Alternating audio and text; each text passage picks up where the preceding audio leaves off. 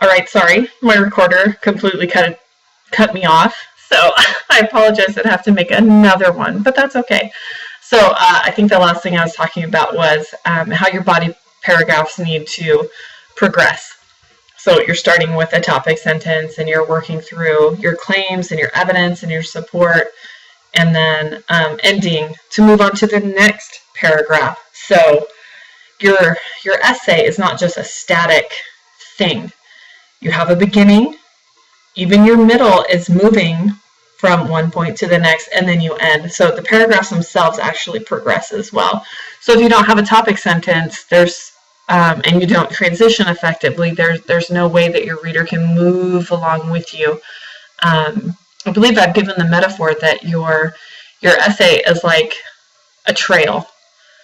You want to guide your readers along as you work your way down the trail from point A to point B, from your beginning to your end.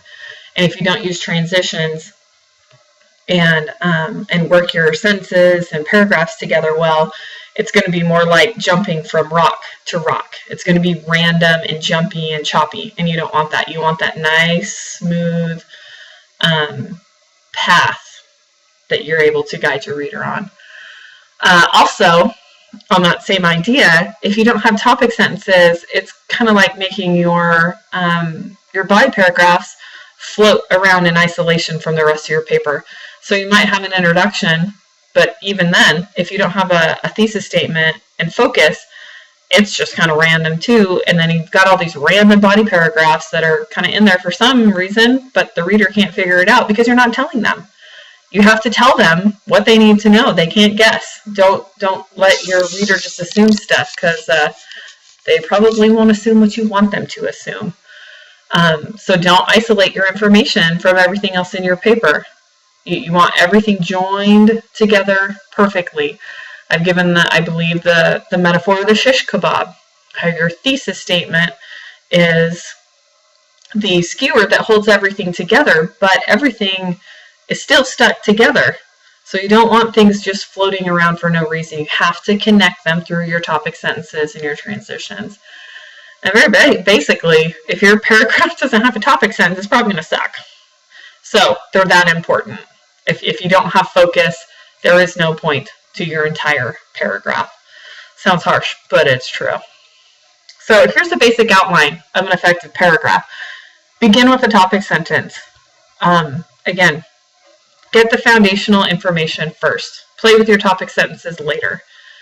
For right now, for this class, put your topic sentence in that first sentence. It's going to help you. And when I was an undergraduate, I mean, obviously I was an English major, and I was a senior. I technically went for 5 years, so I'm trying to remember if it was my first senior year or my second. I don't remember. Either or, I was a senior in college, and I went to, I believe this was the end of my first year. So I had been in college for 4 years, an English major for 4 years, and I had to go in and talk to a professor of mine about one of my essays. And my essays lacked a thesis statement and topic sentences, and he was one of those that was very much, you need to write this way because it's an effective way to write. And there are composition teachers who don't think that. I'm a believer now, and this is why. When I went in to talk to him, he just very pointedly asked me, do you know what a thesis statement is? Do you know what a topic sentence is? And I was completely insulted. But he was right. My paper lacked that focus and that organization that I needed in order to make it effective. And ever since then, I mentally apologize for griping about it, but it's true. You need to have a point to your entire paper, and every body paragraph needs to have a point. Okay? So believe me, I've been where you are. I know how it feels. You're like, oh, I have no control over this, but that's why it's so effective. And that's why we, for the most part, for most composition teachers, that's why we stress it so much. So begin with a topic sentence. After that, make a claim, support it, give evidence. Make another claim, support it, and give more evidence. And then you place transitions in between. That's how you move from the beginning of your paragraph to the end. That's how you develop your topic sentence. through claims. I am claiming this. I am supporting it with this. This is what this support means. My next claim is this. Here's my support, so on and so forth. And you do that over and over within your paragraphs. You might do it 2 times. You might do it 3 times. I don't know. But how you connect them and how you connect and explain your claims and your evidence is what gives development to your paragraph. So if I tell you you need to develop your paragraph more, it means you need more substance, you need more meat, you need more explanation, you need more support or more claims or more evidence. It's up to you to figure that out. It's based on your purpose. And if you don't have a topic sentence, it's going to be really hard to do that. So the first thing to do when you revise your papers is always go back and look for your topic sentences. If you don't have one, get one. It will then define how you develop the rest of your paragraph. And then you want some sort of concluding sentence that transitions to the next paragraph. So this is very basic, just 3 parts: a beginning, a middle, and an end. So let's look at an example of a paragraph. See if it's got a beginning, middle, and end and all that.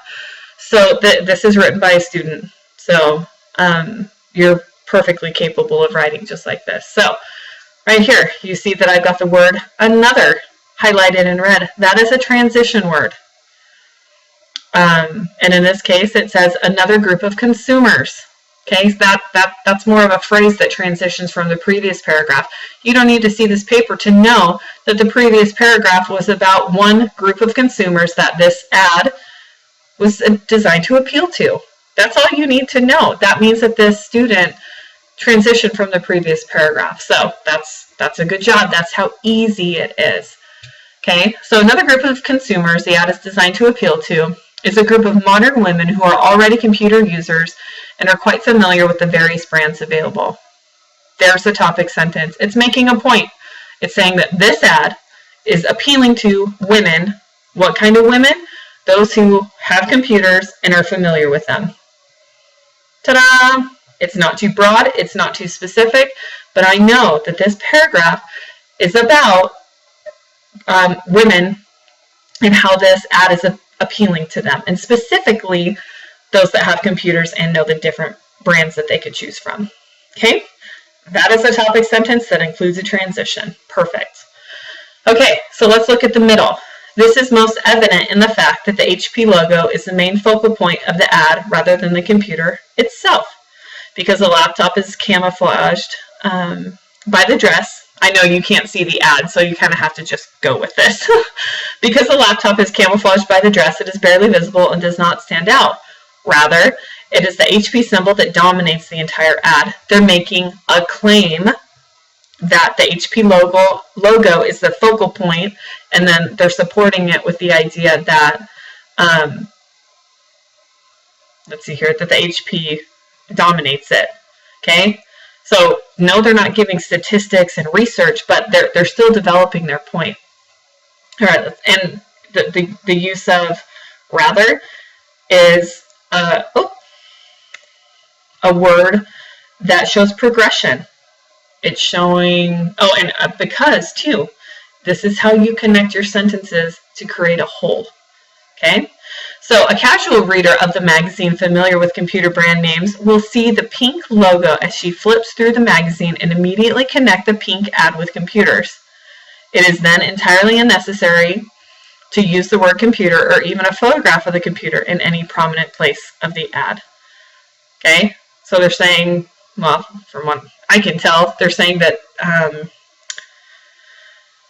that the logo is a focal point as opposed to the computer. Why? Because we know brands. We don't have to see a computer to know a brand. Okay, so that's the point they're trying to make. Therefore, the ad is not trying to attract first-time computer purchasers, but is trying to attract women who already own and use computers and are familiar with the brand name. Okay, this sentence that I have highlighted in blue is kind of a conclusion. It's wrapping up the point of the paragraph. So what is the point? That the ad is targeting women who are used to computers. How do they prove that point? By saying that the logo dominates the ad as opposed to a picture of a computer. And then they end by saying clearly this is what they're doing. Okay, this is an effective paragraph.